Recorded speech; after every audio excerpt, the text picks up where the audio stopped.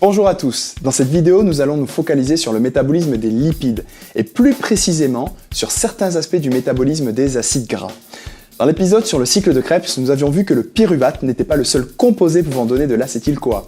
Je vous avais alors indiqué qu'il existait d'autres sources comme les acides gras avec la réalisation d'un processus de dégradation dans la matrice mitochondriale. Ce processus est appelé la bêta-oxydation. Vous la connaissez ?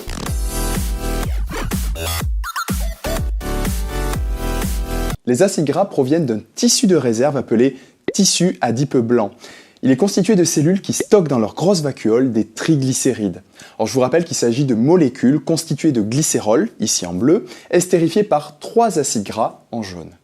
Lorsque l'organisme a besoin d'un apport énergétique plus important, par exemple lors d'un jeûne ou lors d'un effort physique assez intense de longue durée, nos triglycérides présents dans le tissu adipeux seront hydrolysés et libéreront du glycérol et des acides gras dans le plasma sanguin. Tout cela se réalise sous l'action d'hormones. Je ne rentre pas dans le détail ici, mais ce qui est à retenir, c'est que les cellules très demandeuses, comme par exemple nos différents muscles, ainsi que notre foie, utiliseront ces acides gras pour récupérer de l'énergie. Allez, regardons tout cela de plus près, faisons un petit zoom. Nous voici dans le cytosol de la cellule. L'utilisation de ces acides gras demande au préalable une réaction d'activation.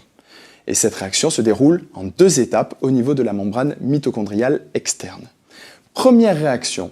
L'acide gras réagit avec de l'ATP pour former un composé appelé acyle-adénylate. Vous voyez ici que le groupe carboxyle de l'acide gras est lié au groupe phosphoryle de l'ATP. Et on libère du pyrophosphate. Puis, le groupe sulfhydryl du coenzyme A attaque alors l'acyle-adénylate pour former de l'acyle-CoA et de l'AMP.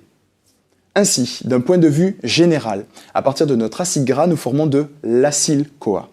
Le coenzyme A fixé à l'acyle permet 1. De mieux solubiliser la longue chaîne carbonée et 2. De lui donner une certaine réactivité. C'est pour ça qu'on dit que l'acyle-CoA est un acide gras activé. Maintenant, nos acides gras activés doivent passer par un système de transport afin de rejoindre la matrice mitochondriale. Il s'agit de la navette carnitine. Alors cette carnitine porte sur le carbone 1 une fonction acide carboxylique, un alcool secondaire sur le carbone 3 et sur le carbone 4, vous voyez une amine quaternaire substituée par 3 radicaux méthyl. Donc vous voyez ici qu'il s'agit d'une choline et d'un acide acétique. Regardons la réaction qui se passe entre la carnitine et notre acyle-CoA. Dans cette réaction, le groupe acyle est transféré de l'atome de soufre du coenzyme A au groupe hydroxyle de la carnitine pour former une acylcarnitine. Alors cette réaction est catalysée par une enzyme, la carnitine acyltransférase 1, qui est liée à la membrane mitochondriale externe. Alors si l'on prend du recul, la réaction détaillée que l'on vient de voir se trouve ici, avec au niveau du carré orange notre enzyme, la carnitine acyltransférase. Vous voyez l'acyle-CoA en jaune, qui se lie à la carnitine en bleu, et forme sur votre droite l'acylcarnitine. Alors le nouvel acyle peut traverser la membrane mitochondriale. Il est ensuite transporté à travers la membrane mitochondriale interne par une translocase. Alors ça, je vous rappelle qu'il s'agit d'une perméase, c'est-à-dire une protéine assurant le transport membranaire. Après le passage de la membrane, le groupe acyle est restitué au coenzyme A sur la face matricielle de la membrane. Donc en gros ici, à l'intérieur de la mitochondrie, sur votre schéma. Et cela est catalysé par une enzyme, la carnitine acyltransférase 2. C'est en gros pour vous le carré rouge. Donc, pour résumer, la translocase fait entrer une acylcarnitine dans la mitochondrie et rapporte en même temps dans l'espace intermembranaire une carnitine. Donc vous voyez ici, c'est un échange. Nous sommes maintenant dans la matrice et vous pouvez noter que notre acyle-CoA va être dégradé par une séquence récurrente de 4 réactions. Il s'agit de la bêta-oxydation. Zoomons pour voir notre séquence en détail. Première réaction, c'est une déshydrogénation. La réaction est catalysée par une enzyme couplée au FAD. Il se produit une oxydation entre les carbones alpha et bêta pour produire une double liaison d'isomérie trans et réduit le FAD en FADH2. Donc le produit de la réaction ici est un déhydroacyle-CoA. Alors il s'agit finalement d'une oxydation de l'acyle-CoA avec production de pouvoir réducteur. La deuxième réaction correspond à une hydratation de la double liaison entre le C2 et le C3. Vous voyez que le carbone bêta reste le plus oxydé et le produit est un bêta-hydroxyacyle-CoA, d'où la dénomination de bêta-oxydation. Troisième réaction, elle correspond de nouveau à une déshydrogénation. En présence d'un coenzyme, ici cette fois-ci le NAD+. Vous avez une oxydation de la fonction alcool en une fonction cétone et production de pouvoir réducteur sous forme de NADH+. Dernière réaction, il s'agit d'une coupure thiolytique. Vous avez ici une rupture de la liaison alpha-bêta. La réaction libère un acétyl-CoA, donc votre acyl-CoA de départ, celui qui est en haut de votre écran, est plus court de 2 carbones et il se retrouve en bas. Et c'est cet acyl-CoA qui sert de nouveau de substrat pour le tour suivant. En fait, il va être réutilisé et subir de nouveau les 4 réactions que l'on vient de voir, la bêta-oxydation. Et cela jusqu'à ce que tous ces carbones soient utilisés. Allez, faisons ensemble le bilan de matière de l'oxydation d'un acide gras saturé théorique. Pour chaque tour produit, il se libère un FADH2, un NADH et un acétyl-CoA. La bêta-oxydation complète d'un acide gras saturé à 2 N atomes de carbone nécessite N-1 tours, il libère N-acétyl-CoA ainsi que N-1 FADH2 et N-1 NADH. Bon, en gros, on va essayer d'être un peu plus concret. Si nous prenons l'exemple d'un acide gras palmitate, c'est un acide gras saturé composé de 16 atomes de carbone. Nous allons pouvoir maintenant remplacer notre N théorique par 8, puisque 2N égale 16, donc le N, vous avez compris.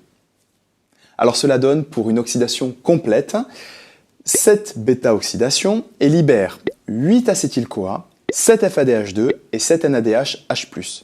Alors la réaction qui est écrite maintenant est la suivante, on peut la lire ensemble. Palmityl-CoA plus 7 FAD plus 7 NAD plus 7 CoASH plus 7 H2O nous donne quoi? Nous donne 8 acétyl-CoA, 7 FADH2 et 7 NADH H+. Donc ce qui est à retenir finalement pour la bêta-oxydation, c'est quoi? C'est qu'il s'agit d'une voie métabolique permettant une production importante d'acétyl-CoA et de pouvoir réducteur directement dans la matrice mitochondriale. Point. Allez, regardons maintenant en termes de production d'ATP, combien nous donne l'oxydation complète du palmitate. Alors pour cela, vous prenez le bilan final que l'on vient de faire et vous faites le calcul suivant. Vous allez compter environ 3 molécules d'ATP produites lorsque la chaîne respiratoire oxyde chacune des molécules de NADH. Vous allez compter 2 molécules d'ATP formées pour chacune des molécules de FADH2. Et enfin, comptez que pour l'oxydation complète de l'acétyl-CoA par le cycle de Krebs, c'est environ 12 molécules d'ATP. Pour avoir tout ce détail-là, ça, on le verra dans une prochaine vidéo, promis. Ainsi, pour notre palmitate, si on revient à lui, le nombre de molécules d'ATP formées est de 21, 14, 96. Donc au total, si vous faites la somme, ça nous donne 131 molécules d'ATP. Mais attention, n'oubliez pas que vous avez consommé l'équivalent de 2 ATP lors de l'activation du palmitate. Car lors de la réaction, on note 1 ATP, mais en réalité, vous avez 2 liaisons riches en énergie qui sont nécessaires pour l'activation de l'enzyme, la thiokinase. Donc, comptez grosso modo 130 ATP. Si l'on compare ce résultat avec l'oxydation d'un composé équivalent en nombre de carbone, mais cette fois-ci de nature glucidique, je vous rappelle qu'un glucose, ça donne en moyenne 38 ATP. Or, un glucose, c'est 6 carbones. Donc si on multiplie par 3, ça nous donne 18 carbones. Donc ce composé théorique nous fournira à peu près 114 ATP. Donc par rapport à un lipide équivalent, vous voyez que c'est beaucoup moins d'ATP. Regardez sur votre droite. Ici, il s'agit d'un C16 pour les lipides. Et oui, en fait, les oses sont déjà des molécules en partie oxydées. C'est normal qu'elles fournissent moins d'énergie. Alors maintenant, c'est votre boulot. Amusez-vous à refaire le même exercice avec un autre acide gras saturé. Par exemple, un C12, un C14 ou même un C18. Et n'hésitez pas à écrire vos réponses dans les commentaires sous la vidéo. Et on regardera si vous avez bien compté. Du coup, ça vous permettra d'avoir de nombreux exemples comme ça. Finalement, les lipides font d'excellents combustibles, en bonne partie grâce à leur structure et au niveau d'énergie élevé de leurs électrons, comparativement au niveau d'énergie des électrons des glucides par exemple. Ainsi, vous voyez que 1 g de triglycérides peut fournir 2 fois plus d'énergie qu'un gramme de glucides. Malheureusement, cela signifie aussi qu'une personne, suivant un régime, doit s'armer de patience. Comme les lipides contiennent énormément de kilojoules par gramme, la graisse corporelle met du temps à disparaître. Si vous souhaitez aller plus loin dans la bêta-oxydation, notamment dans le cas d'acides gras insaturés, je vous invite à cliquer sur le lien qui apparaît sur l'écran. Et j'espère que cela répondra à vos attentes. Merci à tous d'avoir regardé jusque-là. Si vous pensez que cette vidéo peut servir à votre entourage, n'hésitez pas à la partager. N'oubliez pas le réseau Facebook pour les informations, même si je n'en mets pas des tonnes en ce moment. Et enfin, si vous n'êtes toujours pas abonné à la chaîne, c'est ici. Allez, moi je vous dis à très bientôt. Bye!